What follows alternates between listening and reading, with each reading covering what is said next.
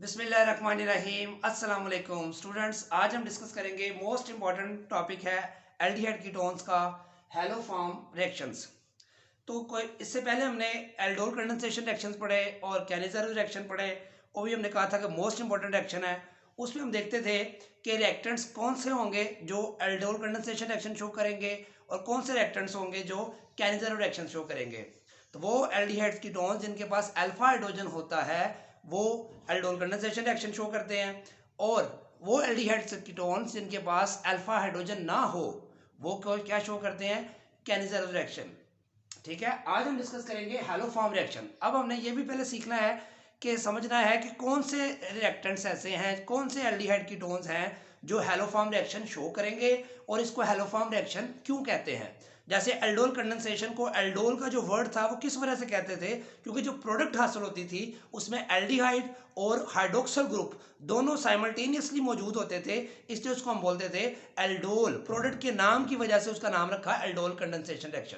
Same इसी तरह यहाँ पे जो हमारे पास जो रिएक्शन होगा उसकी जो प्रोडक्ट हासिल होगी उस प्रोडक्ट में जो है वो जो है क्लोरोफॉर्म बनता है या ब्रोमोफॉर्म बनता है या आइडोफॉर्म बनता है। यानी कि इस रिएक्शन के नतीजे में जो प्रोडक्ट हासिल होगी उसमें जो आपके पास प्रोडक्ट मिलेगी वो उसको हम हैलोफॉर्म कहते हैं। अगर मैं उसको लिखूं आपके सामने, अगर तो ये CH3, ये ट्राई हैलो मीथेन भी कह सकते हैं इसको, trichloromethane, tribromomethane, triiodomethane इसका आईयूपैक नेम है। और इसको हम क्लोरोफॉर्म कहते हैं, इसको हम ब्रोमोफॉर्म कहते हैं, इसको हम आइडोफॉर्म कहते हैं और इसको हैलोफॉर्म कहते हैं। तो जो रिएक्शन होता है उसकी प्रोडक्ट में से, प्रोडक्ट्स और भी होती हैं लेकिन एक प्रोडक्ट होती है वो ये होती है हैलोफॉर्म। इस वजह से इस रिएक्शन का नाम क्या रखा गया, हैलोफॉर्म रिएक्शंस। अब हम डिस्कस करते हैं कौन से एल्डिहाइड और कीटोन्स हैलोफॉर्म रिएक्शन शो करेंगे और उसके लिए कौन कौन से रिएक्टेंट्स और इसके साथ इस्तेमाल होंगे। तो ये याद रखें, एल्डिहाइड्स में से सिर्फ एसिड एल्डिहाइड जिसका आईयूपैक नेम है एथेनल, ये है एथेनल, कोई और एल्डिहाइड हैलोफॉर्म रिएक्शन शो नहीं करेगा, सिर्फ एसिड एल्डिहाइड ये रिएक्शन शो करेगा। तो इससे पता चल गया हमें कि सारे एल्डिहाइड्स ये टेस्ट नहीं शो करेंगे, सिर्फ एक वाहिद एल्डिहाइड है जो कि एसिड एल्डिहाइड जो हैलोफॉर्म रिएक्शन शो करेगा। जबकि कीटोन्स में से ऐसी कीटोन्स जिसमें कार्बोनाइल ग्रुप के एक तरफ मिथाइल हो और दूसरी तरफ कोई भी अल्काइल ग्रुप हो, मिथाइल हो, इथाइल हो, प्रोपाइल हो, कोई भी हो, लेकिन एक तरफ हमने मिथाइल को फिक्स कर दिया है, ऐसी कीटोन्स को हम कहते हैं मिथाइल कीटोन्स। अब पता कीटोन किसको कहते हैं, जिसमें कार्बोनाइल ग्रुप के दोनों तरफ कार्बन हो। अगर हम एटलीस्ट एक तरफ मिथाइल फिक्स कर दें तो इस तरफ मिथाइल लगा ले, इथाइल लगा ले, कोई भी और दूसरा ग्रुप लगा ले, आर ग्रुप लगा ले, तो इसको हम बोलते हैं मिथाइल कीटोन्स।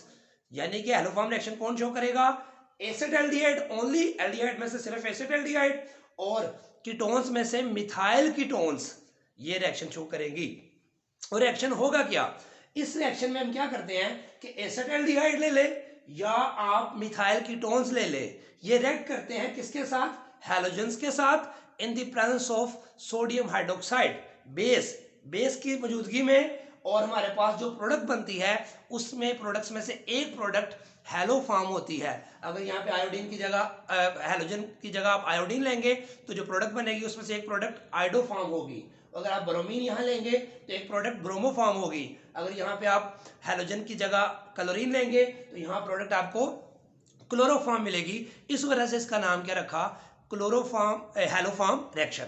अब हम बात करते हैं कि रिएक्शन, इसका मैकेनिज्म तो आपके सिलेबस में नहीं है लेकिन बाद में हम करेंगे जो बच्चा समझना चाहेगा, लेकिन फिलहाल हम इसको डायरेक्ट याद करने का तरीका देखते हैं कि असल में हमने करना क्या है। आपके सामने देखें, मैंने ये मिथाइल कीटोन को ही ले लिया है जिसको हम कहेंगे डाइमिथाइल कीटोन या एसीटोन या प्रोपानोन। ये मिथाइल कीटोन है, एक तरफ मिथाइल लगा हुआ है, दूसरी तरफ ये CH3 ग्रुप है, ये मिथाइल ग्रुप है।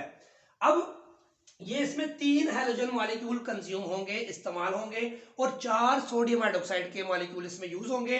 अब मैंने चारों को और तीनों को ओपन करके यूं लिखा है डिफरेंट कलर्स के साथ, ताकि आपको समझ आ जाए एक दफा कि ये कौन सी चीज किससे मिलेगी। इसको अंडरस्टैंड करने में आपको आसानी होगी, जिससे आप मैकेनिज्म किए बगैर प्रोडक्ट्स को जुबानी लिख सकते हैं। इसको समझ ले, शॉर्टकट है, ट्रिक है। जिससे आपको प्रोडक्ट्स को याद रखना आसान हो जाएगा मैकेनिज्म समझे बगैर। तो ये मैकेनिज्म नहीं हम पढ़े, शॉर्टकट पढ़े हैं कि प्रोडक्ट्स को कैसे याद रखेंगे। एक रिएक्शन का समझ ले, सारों में हम वैसे ही करेंगे। अब क्या होगा, ये हमारे पास एसीटोन है, इसके ये तीनों हाइड्रोजन, ये जो 3 हाइड्रोजन है इसको मैंने ओपन करके लिख दिया है। ये हाइड्रोजन के 3 मॉलिक्यूल है, X2 X2 X2। ये सोडियम हाइड्रोक्साइड के 4 मॉलिक्यूल लिखे हैं। जिसको जिस कलर में शो किया उसका मतलब अभी आपको समझ आ जाएगा। अब ये 3 हाइड्रोजन यहां से 1 2 और 3, तीनों हाइड्रोजन यहां से निकलेंगे इन OH के साथ, OH OH OH। तो यानी कि OH और H क्या बना, वाटर, OH और H वाटर, OH और H वाटर। तो ये 3 वाटर मॉलिक्यूल आपको समझ आ गई कैसे बने, कि 4 सोडियम हाइड्रोक्साइड में से 3 सोडियम हाइड्रोक्साइड के 3 OH, इन तीनों H से मिलके 3 वाटर बना देते हैं। यानी कि यहां से तीनों हाइड्रोजन चले गए तो इस कार्बन के 3 बॉन्ड कम हो गए।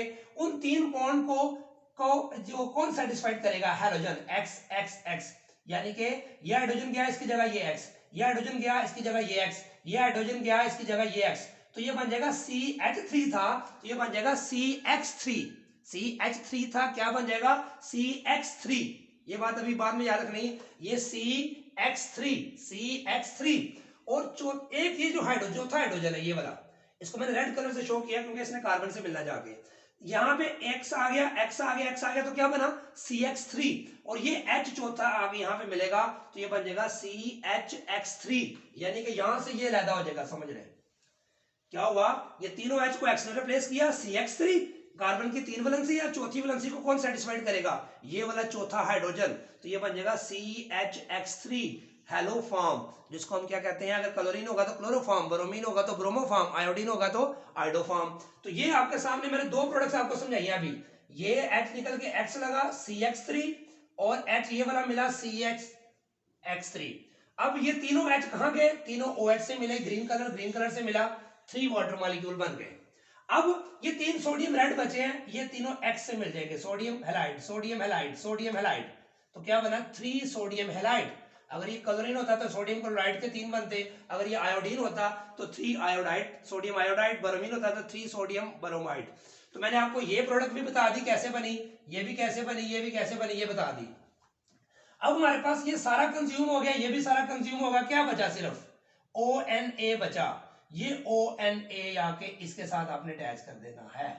तो देखें क्या बना, CH3 C double bond O, ONA। तो ये बन गया सोडियम एसीटेट, सोडियम एसीटेट। तो ये आपने डायरेक्ट कैसे याद रखना है, आपको मैंने तरीका बता दिया है, यहां से ब्रेक करना है आपने। अब दूसरा शॉर्टकट क्या आपने याद रखना है कि जब भी आप कोई भी लेंगे मिथाइल कीटोन्स या एसिटाल्डिहाइड, आपने यहां से ब्रेक करना है, CH3 वाली साइड से ब्रेक करना है। और इधर वाला हिस्सा जो भी होगा, इधर वाला जो भी हिस्सा होगा, जैसे फर्ज करें ये वाला है एसिटाल्डिहाइड, इसको मैं यहां से ब्रेक करता हूं, यहां से ब्रेक करना है आपने। ये CH3 अभी आपने देखा किसमें कन्वर्ट हो गया, हेलो फॉर्म में कन्वर्ट हो गया। अगर आयोडीन लेंगे तो आयोडो फॉर्म में कन्वर्ट हो गया। ये वाला हिस्सा, इसके साथ क्या लगा था आगे, ONA, तो इसके साथ भी ONA लगेगा, तो ये बन जाएगा सोडियम एसीटेट बना था, यहाँ क्या बनेगा, सोडियम फॉर्मेट, सोडियम फॉर्मेट। यानी कि जहां से ये ब्रेक करेंगे, इधर वाला हिस्सा जो होगा वो sodium salt of carboxylic acid बन जाएगा, sodium salt of carboxylic acid. जो भी करेंगे आपको क्लियर हो जाएगी बात। अब देखें ये वाला ले ले, ये देखें क्या बनेगा बताएं। यहां से ब्रेक किया आपने, फर्ज करें मैं कहता हूं आपको ये ब्यूटानोन है, क्या है, ब्यूटानोन भी मिथाइल कीटोन्स में शामिल होगा, क्योंकि एक तरफ मिथाइल होना जरूरी है, यहाँ पे एक तरफ मिथाइल है, एक तरफ, उस दूसरी तरफ जो मर्जी हो।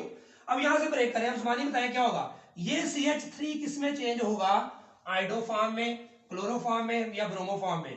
तो ये CH3 चेंज हो गया, देखें CHI3 में, अगर आयोडीन हम यहाँ पे लेते हैं, ठीक है, तो इसलिए इसको आयोडोफॉर्म रिएक्शन भी कह सकते हैं। अब ये वाले सामने क्या बताया था, ये वाला ये वाला ये वाला ये वाला के साथ में किसने आगे लगना है, ONA ने। तो ONA जब यहाँ लगेगा तो ये क्या बन जाएगा, sodium salt of propanoic acid या सोडियम प्रोपियोनेट, ठीक है, सोडियम प्रोपानेट भी कह सकते हैं इसको। तो ये साल्ट बन गया। बाकी सामने सारों में सेम है, देखें sodium iodide 3 sodium iodide 3 water iodoform.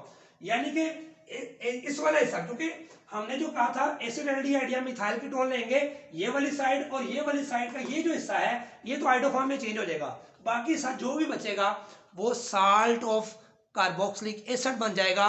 3 water हर एक में बनेंगे, 3 NaX हर एक में बनेगा 3 सोडियम आयोडाइड 3 सोडियम आयोडाइड, ठीक है। तो यहां तक आपने ये बात समझनी है। तो क्या बात समझ आई, ये 2 ब्यूटानोन ने भी ये टेस्ट शो किया या ये रिएक्शन शो किया, आइडोफॉर्म बनेगा। और आइडोफॉर्म के प्रेसिपिटेट्स क्या होते हैं, येलो प्रेसिपिटेट्स होते हैं, इसलिए इसको हम यहां से डिफरेंशिएट भी कर सकते हैं, भी मैं बाद में बताता हूं इसको। अब ये है हमारे पास 3 पेंटानोन, 1 2 3 4 5 3 पेंटानोन है। अब मैं आपसे पूछूं कि इसके साथ अगर आयोडीन और सोडियम हाइड्रोक्साइड ऐड करें तो क्या ये येलो प्रेसिपिटेट्स प्रोड्यूस करेगा, तो नहीं करेगा, क्योंकि हमने शर्त क्या पढ़ी थी, मिथाइल कीटोन होना चाहिए। लेकिन यहाँ पे मिथाइल एक साइड पे, दोनों साइड पे मिथाइल है ही नहीं, इधर भी इथाइल है इधर भी इथाइल है। इसका मतलब 3 ब्यूटानोन में 3 पेंटानोन में जब आयोडीन और सोडियम हाइड्रोक्साइड से रिएक्शन करवाएंगे तो नो येलो प्रेसिपिटेट्स। इसका मतलब ये हुआ कि सारे कीटोन्स ये रिएक्शन शो नहीं करेंगे। अगर आपसे मोस्ट इंपॉर्टेंट क्वेश्चन आता है पेपर में कि 2 पेंटानोन और 3 पेंटानोन को डिफरेंशिएट करें, 2 पेंटानोन और 3 पेंटानोन को डिफरेंशिएट करें, तो 2 पेंटानोन का मतलब यहाँ पे कार्बोनाइल ग्रुप होगा, इसके साथ एक और कार्बन लगा दें तो ये 2 पेंटानोन बन जाएगा।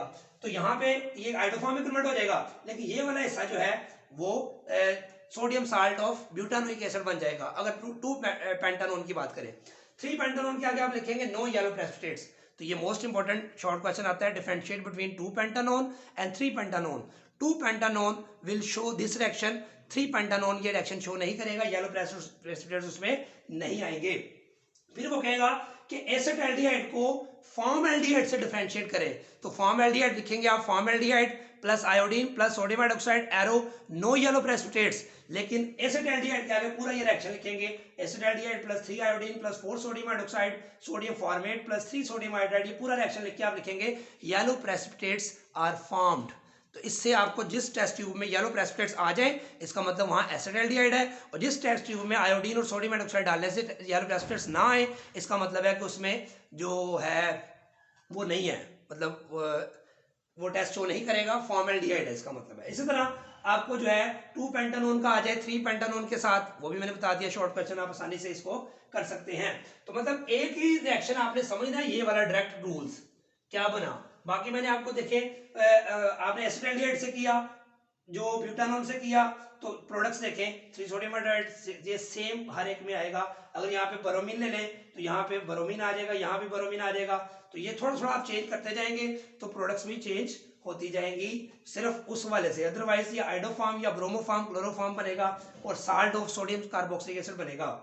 इसके अलावा जो हमारे पास कौन से और कंपाउंड्स हैं जो ये रिएक्शन शो करती हैं, मसलन अल्कोहल्स में भी कुछ अल्कोहल्स हैं जो ये रिएक्शन शो करती हैं। फॉर एग्जांपल ये इथाइल अल्कोहल है, अगर इथाइल अल्कोहल है प्राइमरी अल्कोहल्स में से ये जो इथाइल अल्कोहल है सिर्फ ये टेस्ट शो करेगी, याद रखें। वजह क्या है इसकी, देखिए ये इथाइल अल्कोहल है तो इसके OH के साथ क्या है, अल्फा कार्बन, ये वाली अल्फा कार्बन है। OH के साथ अल्फा जो कार्बन है इसके साथ अगर मिथाइल ग्रुप अटैच है, जैसे हमने यहां पे शर्त लगाई थी कार्बोनाइल ग्रुप के साथ मिथाइल है, कार्बोनाइल ग्रुप के साथ मिथाइल है, तो वो शो करेगा। यहां हमने क्या याद रखना है, अल्कोहल्स में OH जिस कार्बन से अटैच है वो अल्फा कार्बन है, और अल्फा कार्बन के साथ अगर मिथाइल ग्रुप अवेलेबल है, मिथाइल ग्रुप अवेलेबल है तो वो भी हैलोफॉर्म रिएक्शन शो करेगा, आइडोफॉर्म टेस्ट शो करेगा। तो क्या होगा, होता क्या एक्चुअली, ये एथेनॉल है ना, एथेनॉल को याद रखें, इसका डायरेक्ट रिएक्शन नहीं हमने समझना, इसको आपने कैसे याद रखना है। एथेनॉल की हमने अल्कोहल में पढ़ा है, जब ऑक्सीडेशन करे तो क्या होता है, आप याद करें, एथेनॉल की ऑक्सीडेशन से एथेनॉल बनता है, और एथेनॉल ये टेस्ट शो करता है। इससे बात समझ लें कि जब एथेनॉल का रिएक्शन करवाते हैं आप आयोडीन और सोडियम हाइड्रोक्साइड के साथ, तो ethanol is first on oxidation converted into ethanol and then further reaction takes place.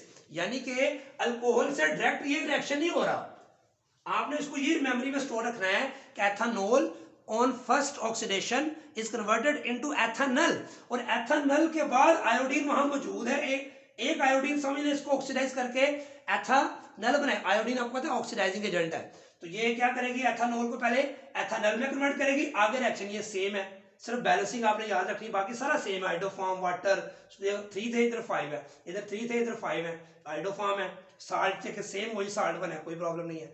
सिर्फ ये याद रखना है कि जब आपने जो भी अल्कोहल का रिएक्शन करना है तो आप पहले अल्कोहल को ऑक्सीडाइज करके देखेंगे कि वो ऐसा इन दोनों में से कोई कंपाउंड बन रहा है, अगर बन रहा है तो वो आइडोफॉर्म टेस्ट शो करेगा, अदरवाइज नहीं करेगा।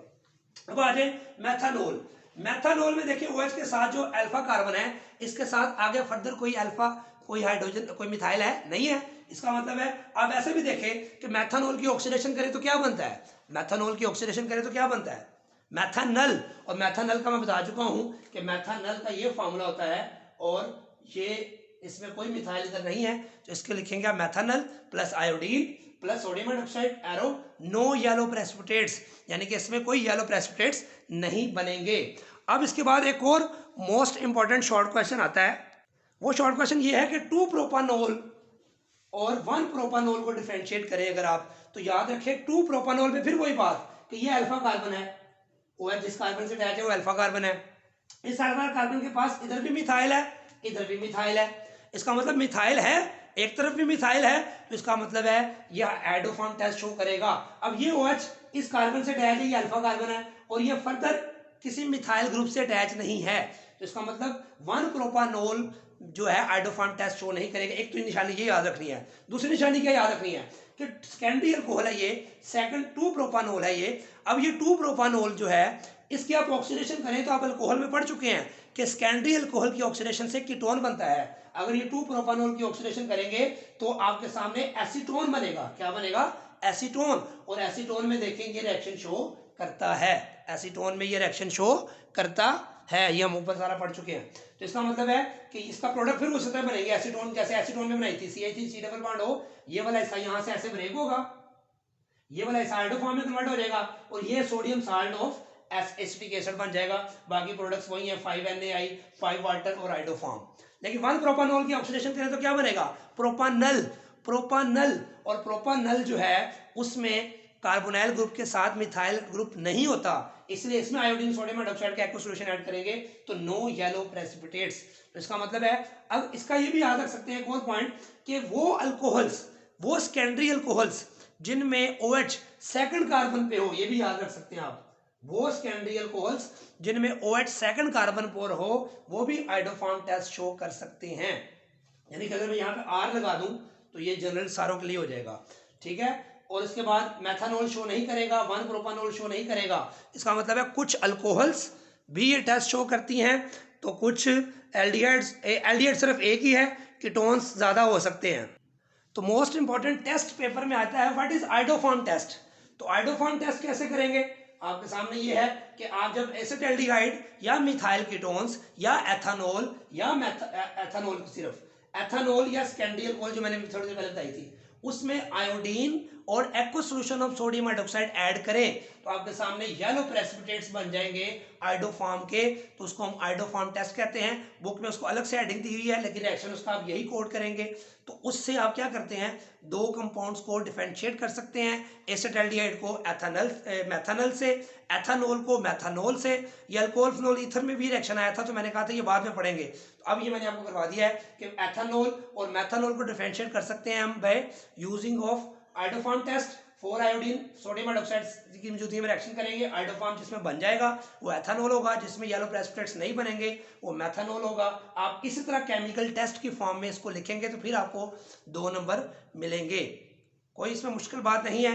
अगले अब इसका मैकेनिज्म करेंगे। ये इतना हिस्सा जो मैंने समझाया है ये FSC वाले बच्चों के लिए काफ़ी है, लेकिन जो बच्चे मैकेनिज्म करना चाहते हैं वो जो BSc लेवल के, वो अगला हिस्सा इसका करेंगे। सारे बच्चों को यहाँ तक करने की जरूरत नहीं है, FSC वाले बच्चे सिर्फ यहाँ तक जितना मैंने बताया है उतना काफ़ी है। अगर वो समझना चाहते हैं मैकेनिज्म तो वो ज़रूर समझें, अदरवाइज उसको याद करने की जरूरत नहीं है, लेकिन BSc वालों ने उसको याद भी करना है, प्रैक्टिस भी करना है। तो अब हम मैकेनिज्म की बात करेंगे। अब हम इसका मैकेनिज्म डिस्कस करेंगे कि हैलोफॉर्म रिएक्शन जो है हमने डायरेक्ट स्टेप में तो उसको सीख लिया जो कि FSC लेवल तक उतना ही काफ़ी है, लेकिन अगर आप मैकेनिज्म समझना चाहते हैं तो समझ सकते हैं, लेकिन BSc लेवल वाले बच्चे ये मैकेनिज्म तैयार भी करेंगे, FSC वाले तैयार नहीं करेंगे, जस्ट समझने के लिए उनके लिए ज़रूरी है। तो आपको याद है एल्डोल कंडेंसेशन में हमने क्या कहा था कि जो अल्फा हाइड्रोजन है ये एक्टिव होता है, एसिडिक होता है, किसी बेस के साथ यहाँ से रिमूव हो सकता है। तो पहले स्टेप में ये OH इस अल्फा हाइड्रोजन को यहाँ से विड्रॉ करेगा, तो ये OH और H मिलके वाटर बन जाएगा, और ये इलेक्ट्रॉन पेयर इस कार्बन के ऊपर शिफ्ट होगा तो ये क्या बन जाएगा, कार्बेनाइन। और इसको हमने कहा था ये रेजोनेंस स्टेबलाइज्ड है। ये कार्बेनाइन को मैंने यहाँ पे दोबारा लिख लिया। अब हमारे पास वहाँ पे हैलोजन मौजूद है, हैलोजन का एक मॉलिक्यूल यहाँ पे यूज़ करेंगे। जब भी हैलोजन का नॉर्मली हैलोजन का मॉलिक्यूल दोनों एटम सेम है तो नॉन पोलर होता है, लेकिन जो ही ये किसी पोलर किसी नेगेटिव या पॉजिटिव आयन के करीब आता है तो ये पोलराइज हो जाता है। जैसे हमने इथीन में हैलोजनेशन की थी तो हमने कहा था इथीन के पाई इलेक्ट्रॉनिक क्लाउड के पास जब क्लोरीन या ब्रोमीन का मॉलिक्यूल आता है तो वो पोलराइज हो जाता है। तो ये पोलराइज हो गया तो ये X पॉजिटिव इस नेगेटिव के पास चला जाएगा तो CH2X क्या हुआ, ये हाइड्रोजन निकाल के हमने X लगा दिया तो एक्चुअली हमने अल्फा हैलोजनेशन की है, यानी कार्बोनिल कंपाउंड के अल्फा कार्बन के साथ जो हाइड्रोजन था उसको हमने हैलोजन से सब्स्टिट्यूट कर दिया है, हैलोजनेशन कर दी है। तो दूसरा X माइनस की फॉर्म में ये इलेक्ट्रॉन जो है ये लेके यहाँ से निकल जाएगा और ये जो हमारे पास जो X पॉजिटिव है ये इस माइनस के साथ बॉन्ड बना लेगा तो CH2X बन जाएगा। अब ये हमने किया मोनो हैलोजनेशन, यानी कि एक हैलोजन एटम सब्स्टिट्यूट किया है। यही स्टेप हम दोबारा रिपीट करेंगे। देखिए दोबारा CH3 C double bond O CH2 जो था ना, इस CH2 को मैंने एक H बाहर लिख दिया, X को ऊपर लिख दिया है क्योंकि अब एक और हाइड्रोजन हमने रिप्लेस करना है। जैसे आपको याद होगा कि हमने हैलोजनेशन ऑफ अल्केन्स में पढ़ा था, मीथेन में पहले क्लोरोमीथेन बनाया था, फिर डाइक्लोरोमीथेन, ट्राइक्लोरोमीथेन, टेट्राक्लोरोमीथेन।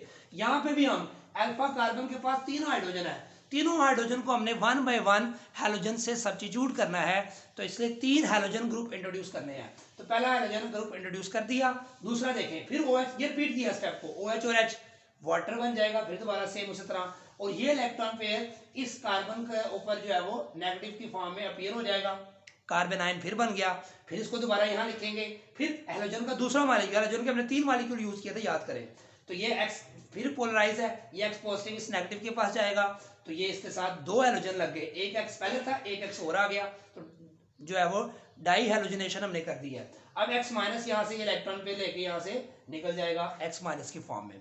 अब ये डाई है अल्फा पे डाई हैलोजन, हमने 2 हैलोजन एटम इंट्रोड्यूस कर दिए हैं, इसको फिर दोबारा यहाँ लिखेंगे। फिर तीसरा OH, हमने सोडियम हाइड्रोक्साइड के 4 मॉलिक्यूल इस्तेमाल किए थे, उसमें से तीसरा OH हम इस्तेमाल करने लगे हम। OH इस H को भी निकाल लेगा यहाँ से, तो ये क्या बनेगा, वाटर बन जाएगा, और फिर ये इस कार्बन के ऊपर नेगेटिव चार्ज आ जाएगा। तो ये देखिए ये स्टेप और ये स्टेप, तीनों स्टेप सिमेट्री है, रिपीटिशन है, तो ये X के ऊपर कार्बन के ऊपर फिर नेगेटिव आ गया, ये फिर नेगेटिव, फिर तीसरा हाइड्रोजन का मॉलिक्यूल जो है पोलराइज होगा, X इसके पास आ जाएगा, तो इस नेगेटिव के पास ये X माइनस यहाँ से निकल जाएगा, तो CX3। तो आपने देखा हमने इस कार्बन के साथ टोटल 3 हाइड्रोजन थे, 1 बाय 1 हमने तीनों हाइड्रोजन को रिप्लेस कर दिया, सब्स्टिट्यूट कर दिया विद हैलोजन एटम। तो 3 हैलोजन मॉलिक्यूल इस्तेमाल किए, उससे हमारे पास 3X माइनस प्रोड्यूस हुए, 3X माइनस, क्योंकि ये 3 OH इस्तेमाल हुए हैं, तो 3 OH कहाँ से आए, सोडियम हाइड्रोक्साइड से, इसका मतलब 3 सोडियम हाइड्रोक्साइड इस्तेमाल हुए होंगे, तो 3 OH तो इस्तेमाल हो गए, जो 3 सोडियम थे वो 3 सोडियम इन 3X से मिल जाएंगे, और ये 3X 3 सोडियम से मिलकर क्या बनाएंगे, 3NaX, जो हमने ये डायरेक्ट स्टेप में याद किया था, मैकेनिज्म में भी हमने समझ लिया। तो ये हमने एक ही स्टेप को 3 दफा समझ ले रिपीट किया है। अब हमारे पास जो ट्राई अल्फा पोजीशन पे 3 हैलोजन ग्रुप इंट्रोड्यूस हुए हैं, अब इसकी आगे चौथा जो सोडियम हाइड्रोक्साइड है उसका इस्तेमाल कैसे करेंगे। 3 सोडियम हाइड्रोक्साइड का मैं कंजम्पशन आपको समझा चुका हूँ। अब चौथा जो सोडियम हाइड्रोक्साइड था उसका ये जो OH है, ये क्या करेगा, इस जो रिएक्शन के ऊपर, इसके ऊपर कार्बन पर अटैक करेगा, ये बॉन्ड ऊपर शिफ्ट हो जाएगा, और हमने कुछ भी नहीं किया। 4 सोडियम हाइड्रोक्साइड इस्तेमाल हुए थे, 3 OH ने तो वाटर बना दिए, चौथा OH इस पर अटैक करेगा, ये ऊपर चला जाएगा। अब इसको मैंने यहाँ पे दोबारा लिख लिया है। अब इसके बाद क्या होगा कि ये जो है इलेक्ट्रॉन पेयर वापस आएगा इधर, और ये वहां से निकल जाएगा, OH और CX3 में से दोनों में से एक ग्रुप जाएगा, तो CX3 बेटर लिविंग ग्रुप है, इसलिए यहां से ये रिमूव हो जाएगा। आपको पता है कौन सा ग्रुप जाता है जो बेटर लिविंग ग्रुप हो, तो ये CX3 यहां से निकल गया, और ये इलेक्ट्रॉन पेयर वापस आ गया, तो ये एसिटिक एसिड बन गया, और ये हमारे पास नेगेटिव आयन बन गया। अब इसको मैंने यहाँ पे दोबारा लिख लिया है। अब यहाँ पे ये बेस है, कोई भी नेगेटिव स्पीशीज हो क्या होती है, बेस, और ये एसिड है। एसिड का काम होता है प्रोटॉन डोनेट करना, बेस का काम होता है प्रोटॉन एक्सेप्ट करना, तो ये बेस इस प्रोटॉन को एक्सेप्ट करेगी, तो ये CHX3 बन जाएगा। ये क्या बन गया, हेलोफॉर्म। अगर यहाँ पे ये X क्लोरीन होता तो क्लोरोफॉर्म, अगर ब्रोमीन होता तो ब्रोमोफॉर्म, अगर आयोडीन होता तो आयोडोफॉर्म, और ये नेगेटिव आयन बन गया एसीटेट आयन। चौथा OH हमने इस्तेमाल किया, तो चौथे के साथ सोडियम भी तो था ना, वो सोडियम इस एसीटेट से मिल जाएगा, तो सोडियम एसीटेट बन गया। कोई मुश्किल बात इसमें नहीं है। ये सोडियम कहाँ से आया, चौथा OH। 3 सोडियम हाइड्रोक्साइड जो थे उसमें से 3 OH ने H निकाल के वाटर बनाया, जो सोडियम बचे वो 3 X माइनस बने थे, उससे मिलके 3 सोडियम हैलाइड बन गया, या जो सोडियम आयोडाइड या ब्रोमाइड।